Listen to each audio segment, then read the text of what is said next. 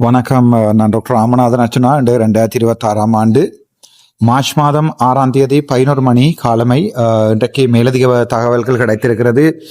தற்சமயம் பார்த்தீங்கன்னு சொன்னால் எங்களுடைய ஈரான், இஸ்ரேல், அமெரிக்காவினுடைய ஓர் வேறொரு லெவலுக்கு போய்கொண்டிருக்கிறது என்று சொல்ல வேணும். அதாவது மேலதிகமான தகவல்கள் ஒன்றொன்றாக ஆங்கில ஊடகங்களில் வெளியிடப்பட்டு கொண்டிருக்கிறது. ஆகவே அந்த விடயங்கள் தொடர்பாக உடனடியாக ஒரு அப்டேட் ஒன்றை தர வேண்டிய தேவை ஒன்றிருக்கிறது. உங்களுக்கு தெரியும், தற்சமயம் வரைக்கும் இந்த வீடியோவை பார்க்காதக்கள் அல்லது அங்கால இங்கால தொட்டு தொட்டு பார்த்தாங்களுக்கு ஒரு சின்ன சம்மரி ஒன்று சொல்லுகிறேன். இன்றைக்கு 6வது நாள் இந்த ஈரான், இஸ்ரேல், அமெரிக்காவினுடைய போர் 6வது நாளை தாண்டி இருக்கிறது. தற்சமயம் அமெரிக்காவினுடைய பக்கத்துல $4 பில்லியன், அதாவது எங்களுடைய இலங்கைக்கு இருக்கிற கடன் என்னுடைய பாதி. நாங்கள் கிட்டத்தட்ட 8 பில்லியன் 9 பில்லியன் கடன் எங்களுடைய நாட்டிற்காக பெற்றிருக்கிறோம். அதே நேரத்தில் இந்த 6 நாட்கள்ல இதுவரைக்கும் $4 பில்லியன் நேரடியாக ஆயுத தளபாடங்களுக்காக அமெரிக்கா செலவிட்டிருக்கிறது. அதே நேரம் பார்த்தீங்க என்று சொன்னால் இந்த ஈரானை பொறுத்த வரைக்கும் அந்தளவான பணம் இதுவரைக்கும் தேவைப்படாவிட்டாலும் அவர்களுடைய லோ கோஸ்ட் மிசைல் என்று சொல்லுவார்கள், அல்லது லோ கோஸ்ட் ட்ரோன்ஸ் என்று சொல்லுவார்கள். இதை நாங்கள் எப்படி ஒப்பிடலாம் என்றால், சாதாரணமாக அமெரிக்காவினுடைய ஒரு மிசைல் கிட்டத்தட்ட மில்லியன் கணக்கான பெறுமதி உடையது. அதே நேரத்தில் பார்த்தீங்கன்னு சொன்னால் எங்களுடைய ஈரானுடைய இந்த மிசைல் கிட்டத்தட்ட 20,000 $40,000 மட்டும்தான் ஈரானுடைய இந்த மிசைலுடைய மொத்த கோஸ்டாக இருக்கிறது. அந்த அடிப்படையில் பார்க்கல என்னை பொறுத்த வரைக்கும் நான் நினைக்கிறேன், அமெரிக்காவினுடைய இழப்பை மாதிரி ஈரானை பொறுத்த வரைக்கும் கிட்டத்தட்ட 100ல் 1 பகுதியை தான் செலவழித்திருக்கிறார்கள். ஆனால் ஈரானுடைய பக்கத்திலே மிகப்பெரிய உயிரிழப்புகள் ஏற்பட்டிருக்கிறது, சொத்து இழப்புகளும் ஏற்பட்டிருக்கிறது. இதுவரைக்கும் ஈரான் இழந்தது வெளிப்படையாக எங்களுக்கு தெரிந்தது. ஈரானிய கப்பல் இலங்கையினுடைய எல்லைக்குள்ள ஈரானுடைய கப்பல் அண்மைய தினங்கள்ல 4ஆம் தேதி திட்டமிட்ட ரீதியில டோர்பிடோ தாக்குதல் அல்லது நீர்க்கடியில இருக்கின்ற தாக்குதல் மையம் ஒன்றால அமெரிக்காவினுடைய ஒரு நீர்மூழ்கி கப்பல் ஒன்றாலே அண்மைய தினம் இந்தியாவிலிருந்து விசாகப்பட்டினத்திலிருந்து புறப்பட்ட பின்னர் இந்தியாவிடம் கேட்டிருக்கிறது ஈரானுடைய கப்பற்படை. தற்சமயம் ஈரானில் யுத்தம் நடப்பதால் தங்களால் மேலதிக நாட்கள், 1 கிழமைகளோ 2 கிழமைகளாக எங்களை தொடர்ந்து தங்கி நிற்பதற்கு உதவி செய்ய முடியாமல் இந்தியா மறுத்திருக்கிறது. அதன் பின்னர் தன்னுடைய பயணத்தை ஆரம்பித்த விசாகப்பட்டினத்திலிருந்து தன்னுடைய பயணத்தை ஆரம்பித்த இந்த கப்பல் மட்டக்களப்பு, அதாவது இலங்கையை சுத்தி மறுபடியும் காலி பிரதேசத்துக்கு வந்திருக்கின்ற போது சர்வதேச கடற்பரப்பு என்று சில பேர் சொல்லிக் கொண்டாலும் உண்மையாகவே அது சர்வதேச கடற்பரப்பு அல்ல, இலங்கையினுடைய வணிக கடற்பரப்பு அல்லது இலங்கையினுடைய எக்கனாமிக் சூனுக்குள்ள தான் இந்த கப்பல் 11 மணத்தியாளங்கள் தடுத்து நின்று இலங்கையை உதவி கேட்டிருக்கிறது. தாங்கள் கொழும்பு ஹாபருக்குள் வருவதற்கு அனுமதி அளிக்க வேண்டும். ஆனால் அந்த சமயத்துல ஈரானுடைய இந்த கப்பலை எங்களுடைய இலங்கை உள்ளே வர அனுமதி வழங்கவில்லை. அதே நேரம் பாத்தீங்கன்னா நாங்கள் இதில் முக்கியமா பார்க்க வேண்டியது, சர்வதேசத்தை பொறுத்த வரைக்கும் இலங்கை இந்தியாவினுடைய செல்ல பிள்ளை. ஆகவே இந்தியா அனுமதி வழங்கவில்லை, அதே நேரத்திலே அமெரிக்கா அனுமதி வழங்கவில்லை. சர்வதேச கடற்பரப்புகள் போகுமாறு அவர்கள் அனுப்பப்பட்டு அதன் பின்னர் சர்வதேச கடற்பரப்பிலே வைத்து இந்த கப்பல் நீர்மூழ்கி கப்பல் மூலம் டோர்பிடோ மூலம் தகர்க்கப்பட்டிருக்கிறது. அதற்குரிய வீடியோக்கள் வெளியால வந்திருக்கிறது. இந்த விடயம் தற்சமயங்கள்ல அமெரிக்கா இதை எப்படி ரெஸ்பாண்ட் பண்ணியிருக்கின்றால், அமெரிக்காவினுடைய பாதுகாப்பு செயலாளர் சொல்லியிருக்கிறார், இது ஓர், இது யுத்தம். இங்கே சர்வதேச சட்டங்கள், சர்வதேசத்துக்கு இடையிலான ஒப்பந்தங்கள், சர்வதேச நிபந்தனைகள் எதுவுமே செல்லுபடியாகாது. இங்கே இந்த போரினுடைய வெற்றியை மட்டும்தான் நாங்கள் பார்க்கிறோம். ஆகவே அந்த அடிப்படையில நான் நினைக்கிறேன், இந்தியாவும் அதே நேரத்தில் இலங்கையும் திட்டமிட்ட ரீதியில தான் எங்களுடைய இந்த நீர்மூழ்கி கப்பல், ஈரானுடைய இந்த நீர்மூழ்கி கப்பல் அன்றைய தினம் உங்களுக்கு தெரியும் தாராளமாக 1 தகர்க்கப்பட்டிருக்கிறது. 2வது நீர்மூழ்கி கப்பல் அண்மைய தினங்கள்ல திருகோணமலைக்கு எடுத்து செல்லப்பட்டாலும் அவற்றில் இருக்கிறவர்கள் கொழும்பிலே தஞ்சமடைஞ்சிருக்கிறார்கள் ஈரானியர்கள். அதிலே இலங்கை ஜனாதிபதி வெளிப்படையாக ஒரு பிரஸ் கான்பரன்ஸிலே சொல்லியிருக்கிறார். அதாவது தான் ஒரு ஊடக சந்திப்பு ஒன்றை நடத்தி அதிலே சொல்லியிருக்கிறார், தாங்கள் ஒரு நடுநிலையான நாடாக இருக்க விரும்புகிறோம், அதே நேரத்தில் தாங்கள் ஒரு மனிதாய்த்தனமுள்ள நாடாக இருக்க விரும்புகிறோம் என்று அவர்கள் அந்த கப்பலை பொருட்படுத்தியிருக்கிறார்கள். ஆனால் அதிலே அவர் சொல்லியிருக்கிறார் 300 குழந்தைகள் இருக்கவில்லை என. ஆகவே கேபிட்டல் நியூஸ் போன்ற இந்த சில்லறைத்தனமான டிவிகளுக்கு ஒரு அன்பான வேண்டுகோள், தயவு செய்து வெளியிடுகின்ற தகவல்களை முட்டாள்தனமாக ஒரு சமூகத்துக்கு சப்போர்ட் பண்ணுகிறோம் என்று முட்டாள்தனமான கருத்துக்களை வெளியிட வேண்டாம் என்று கேட்டுக்கொண்டு அந்த மாதிரியான நியூஸ்களை தான் நாங்கள் இந்த சமூக ஊடகத்திலே பார்க்க வேண்டி இருக்கிறோம் என்பதையும் சொல்லிக் கொள்கிறேன். அதே நேரத்தில் பார்த்தீங்கன்னு சொன்னால் தற்சமயம் அமெரிக்கா இழந்திருக்கிறது 2 பில்லியன். யுனைடெட் அரப் எமிரேட்ஸிலே கிட்டத்தட்ட 2 பில்லியன் 2 பில்லியன் என்றால் 2000 மில்லியன் US$ பெறுமதியான ஒரு மிகப்பெரிய சர்வதேசத்தையே கண்காணிக்கக்கூடிய 5000 கிலோமீட்டர் எல்லைகளை கண்காணிக்கக்கூடிய ஒரு இன்டர்நேஷனல் ரேடார் ஒன்றை அல்லது வந்து சர்வதேச ரேடார் ஒன்றை யுனைடெட் அரப் எமிரேட்ஸில் வைத்து ஈரான் வெற்றிகரமாக ட்ரோன் தாக்குதல் மூலம் நிர்மூலமாக்கி இருக்கிறது. ஆகவே அது ஒரு மிகப்பெரிய இழப்பு. அதே நேரம் அதை சுற்றி இருக்கிற சின்ன சின்ன ரேடார்களை எல்லாம் ஈரான் நிர்மூலமாக்கி இருக்கிறது, ஒரு மிகப்பெரிய தோல்வி. அதே நேரம் அமெரிக்காவை பொறுத்த வரைக்கும் 3 ஃபைட்டர் ஜெட் கீழே விழுந்திருக்குன்னு சொல்லியிருக்கிறார்கள். இதோடு பார்க்கின்ற போது அமெரிக்கா 4வது ஃபைட்டர் ஜெட்டையும் இழந்திருக்கிறது. ஆகவே இந்த 4வது ஃபைட்டர் ஜெட்டையும் இழந்திருப்பதானது அமெரிக்காவுக்கு வந்து ஒரு மிகப்பெரிய பலத்த அடியாக இருக்கிறது. அதே நேரம் பார்த்தீங்கன்னா அமெரிக்காவினுடைய US டிஸ்ட்ரோயர் ஒன்று தாக்கப்பட்டதாக அண்மையில் சர்வதேச ஊடகங்கள் வெளியிடப்பட்டிருந்தது செய்திகளாக. அதே நேரத்தில் பார்த்தீங்கன்னு சொன்னால் அமெரிக்காவினுடைய மிகப்பெரிய எண்ணெய் தாங்கி கப்பல் ஒன்று இப்போது இந்த செய்தியை நான் உங்களுக்கு சொல்வதற்கு ஒரு சில நிமிடங்களுக்கு முன்னர் வந்த செய்தி. அமெரிக்காவினுடைய டேங்க், அதாவது வந்து அமெரிக்காவினுடைய எண்ணெய் குத கப்பல் ஸ்ட்ரெய்ட் ஆஃப் ஹெர்மோஸ் பகுதியில் ஈராக்கில் இருந்து 400 கிலோமீட்டர் தூரம் அளவில் வந்து தாக்கப்பட்டிருக்கிறது. அமெரிக்கா என்னதான் சொல்லிக் கொண்டாலும் ஸ்ட்ரெய்ட் ஆஃப் ஹெர்மோஸுக்குள்ளால வர கப்பல்களுக்கு நாங்கள் பாதுகாப்பு கொடுப்போம் என்று அமெரிக்கா என்னதான் சொல்லிக் கொண்டாலும் அமெரிக்காவை பொறுத்த வரைக்கும் அந்த இடத்துல எந்த முடிவுகளையோ எந்த விடயங்களையுமே செய்யலாது என்பதுதான் உண்மை.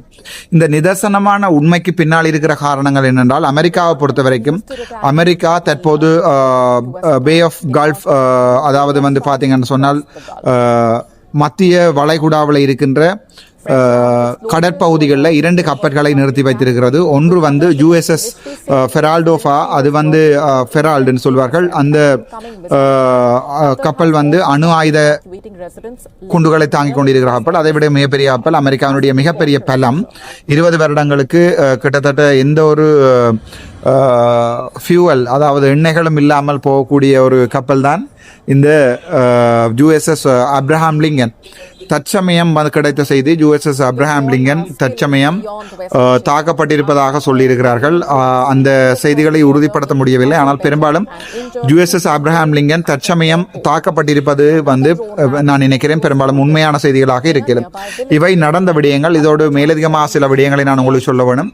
தற்சமயம் வந்து இஸ்லாமிக் ரெவல்யூஷனரி காட் கோர் சொல்லியிருக்கிறது, தாங்கள் வந்து புது விதமான ஒரு யுக்தியை கையாளுவதாக. அந்த யுக்தியை பொறுத்த வரைக்கும் சர்வதேச போரியல் வல்லுநர்கள் சொல்லுகிறார்கள். கடைசி நிமிடங்களில் தமிழில் விடுதலை புலிகள் பாவித்த அதே யுக்தியை தான் இவர்கள் இப்போது இஸ்லாமிய ரிவல்யூஷனரி காட் கோர் பாவிக்கிறார்கள். அதாவது வந்து ஒரு மையத்தில் இருந்து கட்டளைகளை ஏற்றுக்கொள்ளாமல் கட்டளைகளை வழங்கக்கூடிய அனுமதிகளை பல பேருக்கு இவர்கள் வழங்கியிருக்கிறார்கள். இதன் மூலம் ஒரு தலைவருடைய கட்டளைக்காக நாங்கள் தங்கி இருக்காமல் பல கட்டளை மையங்களை ஒரே நேரத்திலே உருவாக்கி இருக்கிறார்கள். அதை பொறுத்த வரைக்கும் அமெரிக்காவும் இஸ்ரேலை பொறுத்த வரைக்கும் தற்போது ஒரு மிகப்பெரிய தலையீடியாக மாறி இருக்கிறது. என்றால் அமெரிக்கா இஸ்ரேலுக்கு அப்படியான ஒரு கட்டளை மையங்களை 20-40 கட்டளை மையங்கள் எங்கே இருந்து இங்கே கட்டளைகள் போகிறன்னு கூட தெரியாது. ஆகவே அவர்களால் அது தொடர்பாக எதுவுமே செய்ய முடியாது என்பதுதான் உண்மை. அதே நேரத்தில் பார்த்தீங்கன்னு சொன்னால் தற்சமயம் அமெரிக்காவினுடைய செனட்டர் ஒருவர் பென் கெயின் என்று சொல்லப்படுகின்ற ஒரு முக்கியமான உயர்தர நிலை போர் அதிகாரி ஒருவர் அண்மைய தினங்களில் டொனால்ட் ட்ரம்ப் அவர்களை சந்தித்து பர்சனலாக அல்லது வந்து தனிப்பட்ட ரீதியில் சொல்லியிருக்கிறார், தங்களிடம் இருக்கின்ற இந்த ஏவுகணைகளுடைய எண்ணிக்கை குறைந்து கொண்டே வருகிறது. தற்சமயம் இதில் ரஷ்யாவோ அல்லது சீனாவோ இந்த போரிலே இறங்குமாக இருந்தால் அது ஒரு மிகப்பெரிய பிரச்சனையாக இருக்கும் என்கிற விடயத்தை அமெரிக்க பிரசிடென்ட் டொனால்ட் ட்ரம்புக்கு சொல்லப்பட்டிருக்கிறது. ஆனால் அப்படியாக இருந்தாலும் அமெரிக்க அதிபர் அந்த தன்னுடைய நிலைப்பாட்டிலிருந்து இறங்குவதாக இல்லை. அவரை பொறுத்த வரைக்கும் இந்த நியூக்ளியர் வார்ஹெட்ஸ்ல வந்து அவருடைய நம்பிக்கை இருக்கிறது, அதாவது வந்து அணுகுண்டுகள்ல அவருடைய நம்பிக்கை இருக்கிறது. இதுல முக்கியமா பார்க்க வேண்டும் என்னென்றால் அமெரிக்காவினுடைய நெவடோ மாகாணத்துல தான் இவர்கள் வளமையாக இந்த அணுகுண்டு தாக்குதல்களை செய்து பார்க்கிறவர்கள். ஆனால் என்னென்றால் தற்சமயத்துல கூட அவர்கள் ஒரு அணுகுண்டு சோதனை ஒன்றை செய்திருக்கிறார்கள் நெவடோ மாகாணத்துல. நெவடோவில் ஏற்பட்ட இந்த நில அதிர்வானது டைட்டானிக் பிளேட்ஸ், அதாவது வந்து இந்த கண்டங்களுக்கு இடையிலான பிளேட்ஸ் நகர்வதால் வந்த பிரச்சனை அல்ல, இது செயற்கையாக உருவாக்கப்பட்ட என்கிற விடயங்களை வந்து மற்ற மற்ற நாடுகள் தெளிவாக சொல்லியிருக்கின்றன. அதன் அடிப்படையில் பார்க்கின்ற போது நான் நினைக்கிறேன் பெரும்பாலும் அமெரிக்காவை பொறுத்த வரைக்கும் அணுகுண்டு பாவனை போன்ற ஒரு விடயத்துக்கு முன்னோக்கி போவதற்குரிய சாத்தியக்கூறுகள் தான் உண்டு. அதே நேரத்தில் இன்னொரு விடயத்தையும் நான் உங்களுக்கு சொல்ல வேணும். அதாவது வந்து பில்லியன் கணக்கான பெறுமதியான ஏவுகணைகளை வந்து அமெரிக்கா இழந்திருக்கிறன்றது வந்து ஒரு மிகப்பெரிய பிரச்சனையாக இருக்கிறது. சம நேரங்களில் அடுத்தடுத்த நாடுகளில் என்ன நடக்கின்ற விடயங்கள் என்பதையும், முக்கியமாக இந்திய பிரதமர் நரேந்திர மோடி அவர்கள் பின்லாந்து தலைவரை, பின்லாந்து பிரசிடென்ட் அவர்களை அண்மைய தினத்தில் சந்தித்திருக்கிறார். அவருடைய பேர் வந்து அலெக்சாண்டர் ஸ்டூட். அவர் வந்து இந்தியாவிற்கும் பின்லாந்துக்கும் இடைப்பட்ட ஒரு இருபக்க அல்லது வந்து இருபக்க ஒரு ஒப்பந்தங்களை வந்து நரேந்திர மோடி அவர்கள் செய்திருக்கிறார். இந்த ஒப்பந்தங்கள்ல மிக முக்கியமான ஒரு ஒப்பந்தம் தான் ஐக்கிய நாடுகள் சபையில நிரந்தர சீட், UN பெர்மனன்ட் சீட்டை இந்தியாவுக்கு வழங்குவதற்குரிய உதவிகளை வழங்குவதாக பின்லாந்து தலைவர் வந்து அலெக்சாண்டர் ஸ்டூட் அவர்கள் ஒத்துக்கொண்டிருக்கிறார். அதே பாத்தீங்கன்னா அவர் 2024 பின்லாந்து பிரசிடென்டாக தெரிவு செய்யப்பட்ட பின்னர் முதலாக இந்தியாவினுடைய பிரதமர் நரேந்திர மோடி அவர்களை சந்திப்பது வந்து இது ஒரு முக்கியமான விடயமாக பார்க்கிறது. இன்னொரு சர்வதேச நாடுகள் தொடர்பான முக்கியமான விடயம் ஒன்றை நான் உங்களுக்கு சொல்ல வேண்டும் என்றால், பிரிட்டனுடைய டிஃபென்ஸ் மினிஸ்டர் அவர் வந்து தற்சமயம் வந்து சைப்ரஸ் மெடிட்டரேனியன் தீவுகளுக்கு வந்து அண்மையில் பயணங்களை மேற்கொண்டிருக்கிறார். அண்மைய தினங்களில் உங்களுக்கு தெரியும், பிரிட்டனை பொறுத்த வரைக்கும் பிரிட்டன் வந்து ஒரு நடுநிலையாக தற்போது இருந்தாலும் அது அமெரிக்காவினுடைய செல்லப்பிள்ளை. அப்படி இருக்கிற சந்தர்ப்பத்தில் பிரிட்டனை பொறுத்த வரைக்கும் பிரிட்டன் பிரைம் மினிஸ்டர் சொல்லி இருக்கிறார், இந்த போர்களில் வந்து தாங்கள் எந்த விதமான ஒரு நேரடியான தலையீட்டையும் தாங்கள் செய்ய மாட்டோம் என்கிற விடயங்களை சொல்லியிருக்கிறார். ஆனால் இதுல முக்கியமாக பார்க்க வேண்டிய விடயம் என்னென்றால், பிரிட்டனுடைய டிஃபென்ஸ் மினிஸ்டர் சைப்ரஸுக்கு வந்திருக்கக்கூடிய காரணம் ஆல்ரெடி உங்களுக்கு தெரியும். கடந்த திங்கட்கிழமையில இந்த மெடிட்டரேனியன் ஐலண்டுக்கு, அதாவது வந்து மெடிட்டரேனியன் தீவுகளில் உண்டான சைப்ரஸுக்கு வந்து அங்கே இருக்கின்ற ராயல் ஏர்ஃபோர்ஸ் பேஸுக்கு வந்து இவர்கள் அடித்திருக்கிறார்கள். என்னென்றால் ட்ரோன் மூலம் ஈரான் அடித்திருக்கிறது. ஆனால் ஈரான் அந்த தாக்குதலை வந்து பொறுப்பேற்கவில்லை. ஈரான் சொல்லியிருக்கிறது, நாங்கள் அந்த தாக்குதலை மேற்கொள்ளவில்லை என்று. அதே நேரத்தில் தற்சமயம் வந்து பிரிட்டனுடைய டிஃபென்ஸ் மினிஸ்டர் சைப்ரஸுக்கு வந்து அங்க சொல்லி இருக்கிறார், இனிமேல் தொடர்ந்து எந்த ஒரு ஏவுகணை தாக்குதல் ஏதாவது நடக்குமாக இருந்தால் அவற்றை முறியடிப்பதற்கான ஹெலிகாப்டர்களை தாங்கள் அங்கே வழங்குவதாக சொல்லியிருக்கிறார். இது பிரிட்டன் தொடர்பானது. அதே நேரத்தில் ஸ்பெயின் தொடர்பான நியூஸ் உங்களுக்கு சொன்னால், ஸ்பெயினை பொறுத்த வரைக்கும் இந்த போரிலே நேரடியாக இறங்க மாட்டேன் என்று அமெரிக்காவை சொல்லியிருக்கிறது. ஆகவே அமெரிக்கா ஸ்பெயினுக்கு இடையிலான இதுவரை காலம் சுமூகமாக இருந்த ஒப்பந்தங்கள் எல்லாமே தற்போது கேள்விக்குறியாக மாறி இருக்கிற விடயத்தை நான் உங்களுக்கு சொல்லணும். அதே நேரத்தில் இன்னொரு விடயத்தை நான் உங்களுக்கு சொல்லணும். அது என்னென்றால், அதுதான் இந்த தாய்வான் இருக்கிறது வந்து சைனாவினுடைய கடற் எல்லைக்குள்ள அல்லது கடற்பரப்புல இருக்கின்ற நாடுதான் தாய்வான். உங்களுக்கு தெரியும், சகல பொருட்களும் மேட் இன் தாய்வான் என்று நாங்கள் அடிக்கடி பெற்றுக்கொள்வது உண்டு. இந்த தாய்வான் வந்து அண்மையில வந்து $500 பில்லியன் பெறுமதியான அக்ரிமெண்ட் ஒன்றை செய்வதற்கு யுனைடெட் ஸ்டேட்ஸோட US-ஓட செய்வதற்கு வந்து ஒத்துக்கொண்டிருக்கிறது. அதாவது உங்களுக்கு தெரியும், சைனாக்கு எதிரான நாடான இந்த தாய்வானை யுனைடெட் ஸ்டேட்ஸ் அல்லது USA வந்து பாவித்துக் கொண்டிருக்கிறது தங்களுடைய தேவைகளுக்காக. அதே நேரத்தில் தாய்வானுடைய முக்கியமான பிரதான பார்ட்டி, இப்போ எங்களுக்கு NPP மாதிரி பிரதான பார்ட்டி அண்மைய தினங்களில் பாராளுமன்றத்தில் இந்த 500 பில்லியன் பெறுமதியான பொருட்களை வாங்குவதற்குரிய ஒப்புதல்களை வந்து பாராளுமன்றத்தில் வழங்கி இருக்கிறது. ஆகவே இங்கே சைனா தாய்வானுக்கு இடையிலான பிரச்சனைகள் கூட தற்போது ஆரம்பிக்கிறதுக்குரிய சாத்தியக்கூடுகள் உண்டு. ஆனால் ஒரே நேரத்தில் இவர்கள் பல இடங்களில் போர் முனைகளை திறப்பதை அமெரிக்கா விரும்பாத காரணத்தால் இப்போது சைனா தாய்வானுக்கு இடையிலான பிரச்சனைகளையும் போய்கொண்டிருக்கிறது. அதே நேரம் இந்தியாவிற்கும் பாகிஸ்தானுக்கும் இடையிலான முருகலை விட இந்த பாகிஸ்தானுக்கும் ஆப்கானிஸ்தானுக்குமான முருகல் தற்போது உக்கிரமடைய ஆரம்பித்திருக்கிறது. அண்மைய தினங்களில் கூட பரஸ்பரம் இருதரப்புகளிலும் இருந்தும் ஏவுகணைகள் பொதுமக்கள் வாழ்கின்ற பகுதிகளை நோக்கி ஏவப்பட்டதாக சொல்லப்பட்டு கொண்டிருக்கிறது. அதைவிட முக்கியமான விடயம் என்னென்றால், இந்த மத்திய கிழக்கு நாடுகளான கட்டார் அதனுடைய தலைநகரம் டோஹாவில் வந்து அண்மைய தினங்களில் அதிகளவான மிசைல்கள் வந்து விழுந்திருக்கிறதாகவும், மிசைல்களை தாண்டியும் இந்த ட்ரோன் அட்டாக்ஸ் வந்து இந்த கட்டார் பிரதேசத்தில் அதிகளவான ட்ரோன் வந்து பாவிக்கப்பட்டு தாக்குதல் ஈரானால நடத்தப்படுகிறதாக சொல்லப்படுகிறது. பாதுகாப்பான அழகிய நாடு என்று சொல்லப்பட்ட கட்டார் தற்போது மிகவும் ஆபத்தான நிலைமைக்கு போய்கொண்டிருக்கிறது. மத்திய கிழக்கு நாட்டுல இன்னொரு நாட்டை பற்றி சொல்லணும், அதுதான் இந்த யுனைடெட் அரப் எமிரேட்ஸ், அதாவது UAE என்று சொல்லுவார்கள். இதிலே அண்மைய தினங்கள்ல நேற்றைய தினத்துல மட்டும் 6 மிசைல்கள் நேரடியாக அடிக்கப்பட்டதா அந்த கண்ட்ரியில் அடிக்கப்பட்டதாக சொல்லப்படுகிறது. ஆகவே UAE அதே நேரம் கட்டார் போன்ற நாடுகள் இந்த ஹொராம் சிஹிய 4, அதாவது புது வகையான ஒரு ஏவுகணைகளை தற்போது IRGC அல்லது ஈரானிய ரிவல்யூஷனரி கார்ட் கோர் ஆரம்பித்திருக்கிறது. அதுதான் பாவிக்க ஆரம்பித்திருக்கிற அந்த ஏவுகணையுடைய பேர் ஹொராம் சிஹ்ரி 4. இந்த பாலிஸ்டிக் மிசைலை பொறுத்த வரைக்கும் இவை அண்மைய தினங்கள்ல பென்கூரியன் ஏர்போர்ட்டுக்கு நேரடியாக இஸ்ரேலினுடைய பென்கூரியன் ஏர்போர்ட்டுக்கு அடிக்கப்பட்டிருக்கிறது. அதே நேரத்தில் கட்டாருக்கும் யுனைடெட் அரப் எமிரேட்ஸுக்கும் இந்த ஏவுகணைகள் அடிக்கப்பட்டிருக்கிறது. அதே நேரத்தில் அமெரிக்காவை பார்த்தீங்கன்னா அமெரிக்கா தற்சமயம் டொமாஹாக் 2 மிசைல்ஸை பாவிக்க ஆரம்பித்திருக்கிறார்கள். இந்த டொமாஹாக் 2 மிசைல் என்பது அமெரிக்காவினுடைய அடுத்த கட்ட ஆபத்தான ஒரு முக்கியமான ஒரு ஆயுதமாக பார்க்கப்படுகிறது. இதுல மேலதிகமாக இன்னொரு விடயத்தையும் சொல்லணும்.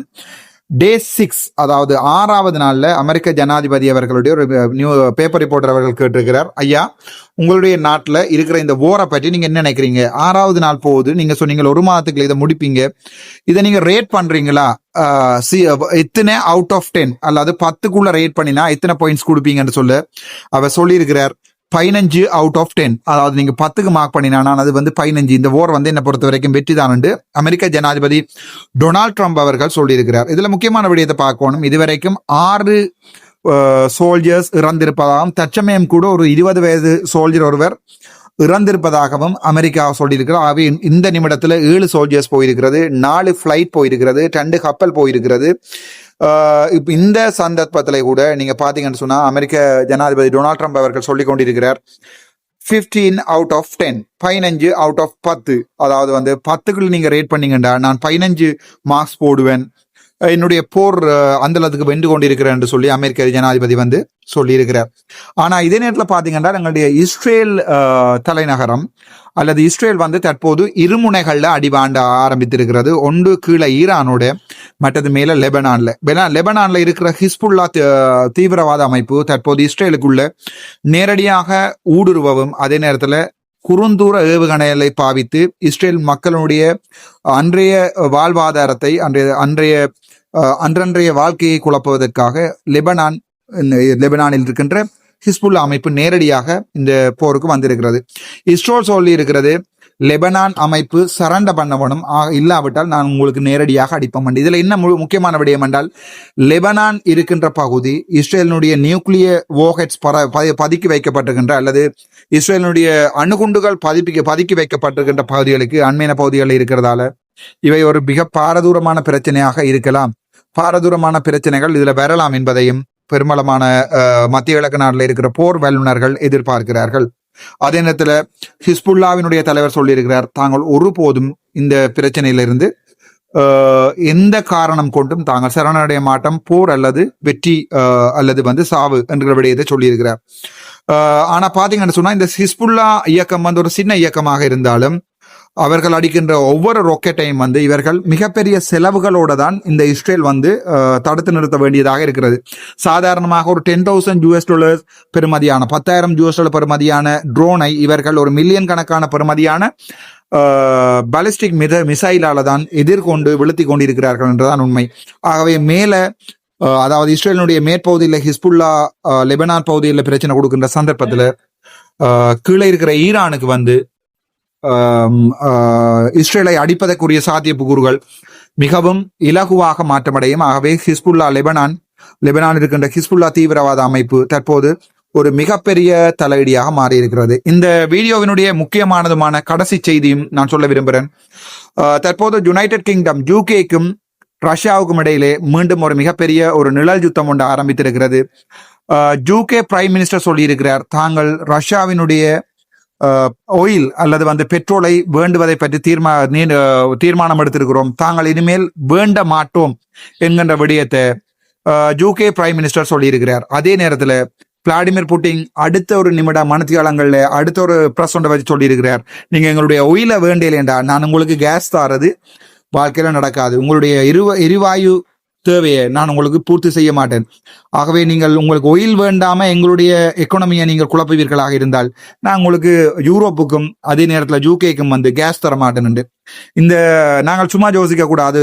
மத்திய கிழக்கு நாடுகள்லையும் சரி அல்லது வந்து இந்த யூரோப்லையும் வர சின்ன ஒரு மாற்றங்கள் வந்து ஒரு மிகப்பெரிய சமூக மாற்றங்களையும் பொருளாதார மாற்றங்களையும் எங்களை போன்ற சின்ன சின்ன நாடுகளை நோக்கி கொண்டு வரும் என்பதுதான் உண்மை. இதுல இந்த ரஷ்யா அதிபர் விளாடிமிர் புட்டின் அதை விடையும் சொல்லியிருக்கிறார், இந்த போர் சாதாரண போர்ல இருந்து அணுகுண்டு போரை நோக்கி போய்கொண்டிருக்கிறார் என்று சொல்லியிருக்கிறார். சோ அப்படியான விடயங்களை நாங்கள் பார்க்கின்ற போது நான் இந்த வீடியோவை பதிவிடு செய்யும் வரைக்கும் என்னை பொறுத்த வரைக்கும் நான் நினைக்கிறேன் இந்த போர் நியூக்ளியர் போருக்கு போகக்கூடிய சாத்தியக்கூறுகள் உண்டு. மேலதிக செய்திகளுக்கு நான் உங்களுக்கு அதை தொகுத்து தரும் வரைக்கும் உங்களிடமிருந்து விடைபெறுவது நான் டாக்டர் ராமநாதன் அர்ச்சுனா.